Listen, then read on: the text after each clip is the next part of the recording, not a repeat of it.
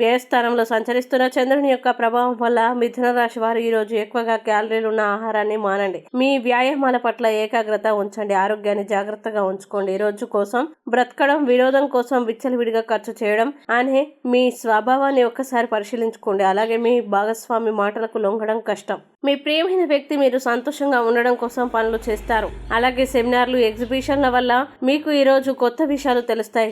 కాంటాక్ట్లు పెరుగుతాయి. ఇంకా ఈరోజు మీ భాగస్వామి ప్రేమలో తడిసి ముద్దయ్యే అన్ని సమస్యల్ని మీరు మర్చిపోతారు. అలాగే మీరు మీ కోపం మీద నియంత్రణ కోల్పోయి మీ కుటుంబ సభ్యులతో దురుసుగా మాట్లాడతారు. కావున ఇలా అస్సలు చేయకండి, సంబంధాలు చెడిపోతాయి. ఇక మిథున రాశి వారు ఈరోజు వచ్చే ఇబ్బందుల్ని అధిగమించడానికి, అనుకూల పరిస్థితులు ఏర్పడడానికి కిరాతక అష్టకాన్ని పారాయణం చేయండి. అలాగే దగ్గరలోని ఆంజనేయ స్వామి దేవాలయాన్ని దర్శించండి.